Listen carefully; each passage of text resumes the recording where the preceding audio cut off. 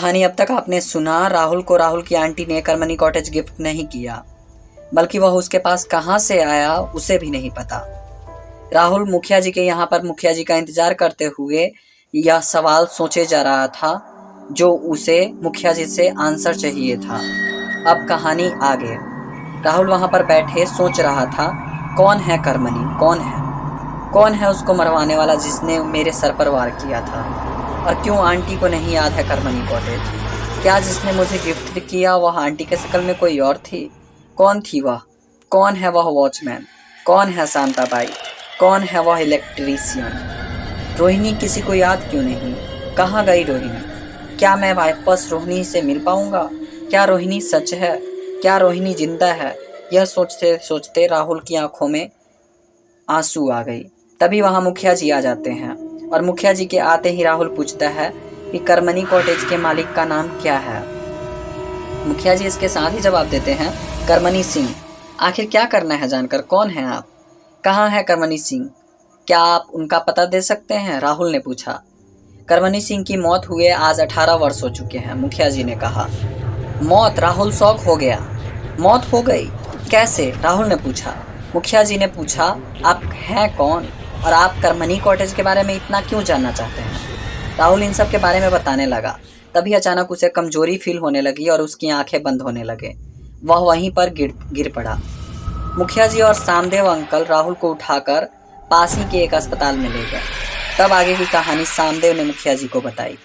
यह सब सुनकर मुखिया जी बहुत आश्चर्य से बोले, आज तक तो ऐसा नहीं हुआ है कि कोई उस कॉटेज में जाए और जिंदा वापस आ जाए। यह कैसे हो सकता है? तभी डॉक्टर साहब अंदर से बाहर आए और बोले, इनके सर पर काफ़ी गहरी घाव लगी थी। शायद कोई भारी चीज़ इनके सर पर गिर गई थी या मारी गई थी, जिसकी वजह से इनकी काफ़ी खून बाहर निकल गई। हमने टाँके लगा दिए हैं। अभी इन्हें काफ़ी कमजोरी फील होगी। आप आधे घंटे बाद इनसे मिल सकते हैं। आधे घंटे में इन्हें होश आ जाएगा। यह कहकर डॉक्टर वहाँ से चले जाते हैं। मुखिया जी को बस राहुल के होश में आने का इंतजार था। उन्होंने सामदेव से कहा, आप जाओ वहाँ पर, नहीं तो कोई फिर उस मनहूस कॉटेज में चला जाएगा। मुखिया जी की बातों के पक्ष में सामदेव ने सर हिलाया और वहाँ से चल दिया। आधे घंटे बाद मुखिया जी राहुल के पास पहुँचे। राहुल को अब धीरे धीरे होश आ रहा था। मुखिया जी बोले, देखिए शहरी बाबू, करमनी एक खौफ का नाम है, एक अनसुलझी रहस्य है, एक खौफनाक दास्तां है, मौत की अनकही गाथा है। आप इससे दूर रहें तो ही अच्छा है। आप बहुत भाग्यशाली हैं जो उससे शापित कॉटेज से वापस लौट के आए हैं, वरना वहाँ से आज तक कोई भी नहीं लौट पाया। आप बहुत भाग्यशाली हैं जो उस शापित कॉटेज से लौट के आ गए हैं, वरना वहाँ से आज तक कोई भी नहीं लौट पाया है।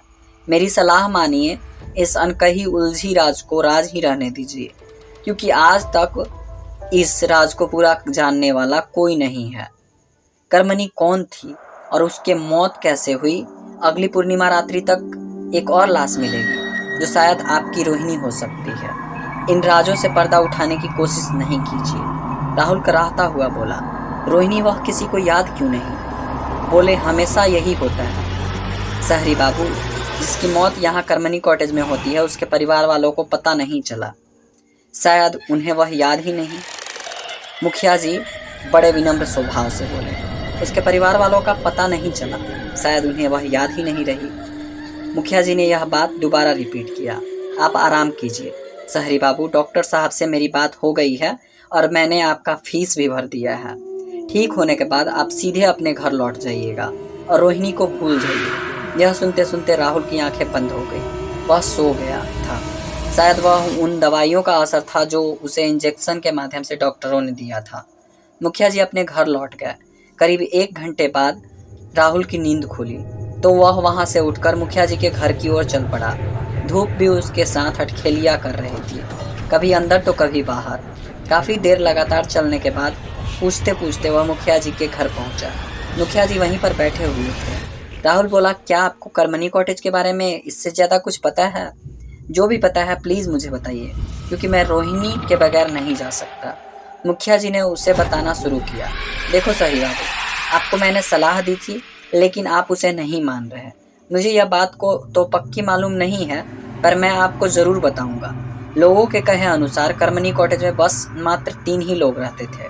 मैं इसके लिए कंफर्म नहीं हूँ क्योंकि मैं भी इस गांव में 14 साल पहले ही आया हूँ। इससे पहले मैं दूसरे गांव में रहता था और कर्मनी कॉटेज की घटना आज से 18 वर्ष पहले की है।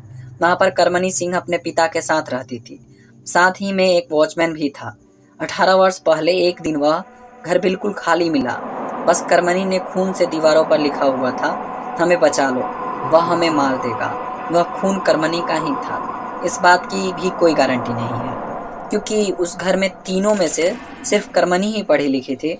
इसलिए लोगों का कहना है कि यह कर्मनी ने ही लिखा है। और उसके बाद कुछ कॉटेज में अजीब अजीब सी आवाज़ें सुनाई देने लगी, इसलिए उस कॉटेज को शापित मान लिया गया। और फिर जो कोई भी वहाँ जाता उसकी लाश अगले पूर्णिमा रात के एक दिन बाद में ही हमें मिल जाती। और हाँ, जो कर्मनी कॉटेज में आता है उन सबको जानने वाला उन्हें पूरी तरह से भूल जाता है। पर मेरी मम्मी पापा तो मुझे नहीं भूले, राहुल ने पूछा। ऐसा पहली बार हुआ है शहरी बाबू, मुखिया जी ने कहा। आप शायद उस कॉटेज से जिंदा लौट आए हैं, शायद इसलिए ऐसा हुआ हो। राहुल बाबा, एक जानी पहचानी आवाज़ ने राहुल को पीछे से कहा। आप कौन हैं? मुखिया जी ने पूछा। आपको कैसे पता चला कि मैं यहाँ हूँ? राहुल ने पूछा। जी हाँ, मैं राहुल बाबा के यहाँ माली का काम करता हूँ और मेरा नाम राजशेखर है। जब मैं कर्मनी कॉटेज के पास पहुँचा तो वहाँ के वॉचमैन ने बताया कि एक शहरी बाबू तो आए हैं, लेकिन उनकी तबीयत खराब होने की वजह से उन्हें अस्पताल में भर्ती करवा दिया गया है। फिर मैं समझ गया कि वो राहुल बाबा ही हैं और वहाँ से सीधे अस्पताल गया। वहाँ से मुझे पता चला कि मुखिया जी ने ऐसे एक व्यक्ति को भर्ती तो करवाया था, लेकिन वह यहाँ से मुखिया जी का पता लेकर कहीं चला गया। क्योंकि राहुल बाबा ने मुखिया जी का पता लिया था, इसलिए मैं यहाँ पर चला आया। और ये देखो, आप भी यहीं हैं राहुल बाबा। राहुल ने पूछा। अंकल, आप यहाँ, लेकिन क्यों? राहुल बाबा, मैंने लक्ष्मी मेम साहब को कर्मनी कॉटेज के बारे में कहते हुए सुना, इसलिए मैं वहाँ से भागा भागा यहाँ चला आया। आप क्या जानते हैं कर्मनी कॉटेज के बारे में? मुखिया जी ने पूछा। राजशेखर अंकल ने बताना शुरू किया। मैं आज से 15 वर्ष पहले कर्मनी कॉटेज से होकर गुजर रहा था। तभी अचानक मुझे वहाँ एक चीख सुनाई दी। मैं उस आवाज़ की तरफ दौड़ता हुआ गया। तब मैंने जो देखा वह काफ़ी खौफनाक था। मैंने देखा एक आदमी ज़मीन पर गिरा हुआ है। उसके सामने एक खौफनाक औरत का चेहरा आता है, फिर गायब हो जाता है और फिर एक बार ऐसा ही होता है।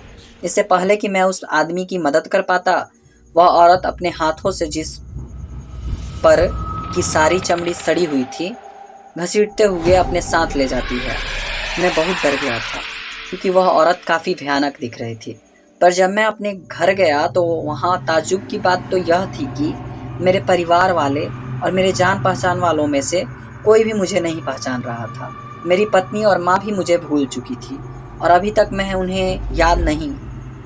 उसके ठीक अगले पूर्णिमा को कई व्यक्ति की लाश मिली थी। उसमें से एक लाश जो है सो कि उसी व्यक्ति का था। फिर मैं काफ़ी डर गया और गांव से सीधे शहर की तरफ चला गया। वहाँ मैं आपके पिताजी से मिला। उन्होंने मुझे अपने घर में माली का काम दे दिया। आज जब 15 साल बाद मैंने उस कॉटेज का नाम सुना, मेरे होश उड़ गए। मेरी हिम्मत जवाब दे गई थी। मैंने शालिनी जी को कह के कि मैं घर जा रहा हूँ, यहाँ चला आया। राहुल बोला, यह तो ठीक है, लेकिन वहाँ एक खिड़की है जो खुली रहती है। घर में तो कर्मनी की आत्मा लोगों को पकड़ कर ले जाती है और पूर्णिमा रात्रि को मार देती है, लेकिन उस रूम में किसकी आत्मा है? क्या? राजशेखर और मुखिया जी दोनों के मुंह से यह शब्द निकल आया। खिड़की? हाँ, उस रात भी वह खिड़की खुली हुई थी और ताज्जुब की बात तो यह है कि सारे घर की लाइटें ऑन ऑफ हो रही थी, पर वहाँ की लाइट परमानेंट चल रही थी। राजशेखर अंकल ने कहा। हाँ, मैंने भी ऐसा देखा था और जब रोहिणी अंदर फंसी थी तब मैं उसी खिड़की से उस रूम में गया था, राहुल ने कहा। मुखिया जी चुपचाप सुनने जा रहे थे। वह बोले, हो सकता है उसमें कर्मनी के पिताजी की आत्मा हो। राहुल बोला, लेकिन उस रूम में एक सुंदर लड़की की बहुत सारे फोटो लगे हुए थे और उसके नीचे कर्मनी को मार दो ऐसा लिखा था। फिर मुखिया जी बोले, नहीं नहीं, तब वे उसके पिता नहीं हो सकते। वह कोई और लोगों के हिसाब से तो उसके पिता उसे बहुत प्यार करते थे। वह पक्का कोई और होगा। वहाँ एक बूढ़े व्यक्ति आते हैं, वह कुछ मुखिया जी को कहना चाहते थे। उससे पहले राहुल अपनी बात कहने लगता है। और हाँ, एक वॉचमैन की आत्मा भी है। वहाँ पर, क्योंकि जब मैं गया था वहाँ पर तो उन्होंने मुझे ही चाबी दी थी और एक इलेक्ट्रीशियन साथ में एक बाई भी थी। वैसे आप लोगों को कर्मनी के किसी दुश्मन के बारे में पता है? अब की बार जो बूढ़े व्यक्ति आए थे वे बोले, नहीं, कर्मनी एक अच्छी लड़की थी, उसका कोई दुश्मन नहीं था, सभी से वह प्यार करती थी और सभी उससे प्यार करते थे। और हाँ, उसके पिताजी भी एक इलेक्ट्रीशियन थे, लेकिन वह बाई, उसने कभी अपने घर पे बाई नहीं रखी थी। फिर वह बाई, अभी भी राहुल के दिमाग में बहुत सारे सवाल थे। राजशेखर अंकल चुप हो गए थे। राहुल ने पूछा, आप चुप क्यों हैं अंकल? राजशेखर अंकल ने कहा, राहुल बाबा, यह रोहिणी कौन है जिसे आप बचाने के लिए उस मौत के मुंह में चले गए थे? यह सब रहने दीजिए और घर चलिए, अब लड़की की बचाना मुश्किल है। मुखिया जी भी राजशेखर की बातों में बल देते हुए कहे कि हाँ, यह बिल्कुल सही कह रहे हैं, आप घर चले जाइए। वह कॉटेज नहीं, एक अभिशाप है जिससे हम लोग 18 वर्षों से झेल रहे हैं। इस पक्ष में वह बूढ़ा व्यक्ति भी बोला, हाँ बेटा, यह दोनों सही कह रहे हैं, आप इस झमेले में नहीं पड़िए। राहुल बोला, अंकल, आप भी रोहिणी को भूल चुके हैं, पर रोहिणी मेरी जिंदगी है, मैं उसके बगैर नहीं जा सकता। राजशेखर अंकल बोले, लेकिन अब रोहिणी का मिल पाना संभव नहीं है, पता नहीं रोहिणी का क्या हुआ। तभी वहाँ पर बैठे बूढ़े व्यक्ति ने कहा, ओहो, मैं तो जिस काम के लिए आया था वह तो भूल ही गया। मुखिया जी, वह मदन और शंभू के घटना वाली आज पंचायत है, अब समय हो गया है। मुखिया जी उठ के चलने लगते हैं। तभी वहाँ पर बैठे राहुल ने कहा, हम भी आपके साथ चलते हैं। मुखिया जी बोले, कहाँ? आप शहरी बाबू चलिएगा हमारे साथ। राहुल बोला, हम भी चलते हैं, हो सकता है कि कर्मनी कॉटेज के बारे में कुछ और जानकारी मिल जाए। ऐसा कहकर राहुल, मुखिया जी, राजशेखर अंकल और वह बूढ़ा व्यक्ति चारों पंचायत की जगह के लिए चल दिए। पंचायत की जगह पर काफ़ी लोग बैठे हुए थे। मुखिया जी के आने का ही इंतजार हो रहा था। मुखिया जी के पहुंचते ही एक व्यक्ति बोला, मुखिया जी, हम दोनों की मकान एक रहस्यमय तरीके से गिर गई। भगवान का शुक्र था कि घर के अंदर कोई नहीं था, और हाँ, उस दीवार के मलबे के ऊपर कोयले से लिखा था, मैं किसी को नहीं छोड़ूंगा। मुखिया जी ने कहा, यह किसी की चाल होगी जो रात के अंधेरे में तुम दोनों का घर गिरा दिया होगा। मुखिया जी ने सबको कहा कि आप लोग सतर्क रहिए और जब तक मुजरिम पकड़ा नहीं जाता तब तक घरों के अंदर रात को नहीं सोइए, चूँकि हो सकता है वह फिर से किसी का घर गिरा दे। तंबू गाड़कर बाहर ही सो जाइए। तंबू के लिए प्लास्टिक में मैं ग्रामीण विकास फंड से आप लोगों को तक पहुंचा दूंगा। तभी राहुल की नज़र उस व्यक्ति पर पड़ी जिससे शाम को राहुल ने पता पूछा था। मुखिया जी ने पंचायत समाप्त होने की घोषणा कर दी। सभी लोग उठकर जाने लगे। तभी राहुल मुखिया जी को बताया कि मुखिया जी, यह व्यक्ति मुझे कल शाम को मिला था, मैंने इससे कॉटेज का पता पूछा। यह घबराकर वहाँ से मुझे यह कहते हुए भाग गया कि वहाँ मत जाइए साहब, वह जगह ठीक नहीं है। तब तक सभी लोग जा चुके थे। मुखिया जी ने उस बूढ़े व्यक्ति को कहा, चाचा, क्या आप सुखिया को बुला लाएंगे? वह बूढ़ा व्यक्ति गांव की तरफ चला गया। तभी वहां पर खड़ी एक औरत बोली, मुखिया जी, मुझे यह शंभू और मदन वाला मामला मामूली नहीं लगता है।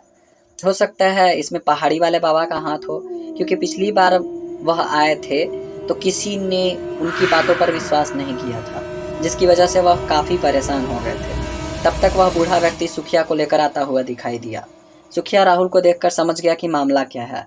उसने तुरंत मुखिया जी से कहना शुरू किया कि मुखिया जी, मेरी कोई गलती नहीं है, मैं उस कॉटेज का नाम सुनकर घबरा गया था, पर मैंने इन्हें कहा था कि आप दोनों वहाँ नहीं रुकिए। दोनों मतलब क्या मेरे साथ कोई लड़की थी? सुखिया उनकी तरफ डरे हुए निगाह से देखा और बोला, हाँ, आप और मैडम ही तो थे ना, कोई तीसरा भी था।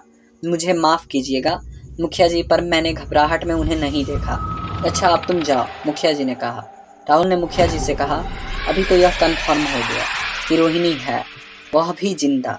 मेरे पास अगले पूर्णिमा तक का समय है यह सब पता लगाने का कि कौन है वह कर्मनी का दुश्मन जो उसे उसके मौत के बाद भी मरवाना चाहता है, और क्यों कर्मनी और उसके पिता की मौत कैसे हुई, वह शांताबाई कौन है, रोहिणी कहाँ है, और कैसे मिटाती है कर्मनी लोगों की याददाश्त को एक कमरे में कैद रहकर।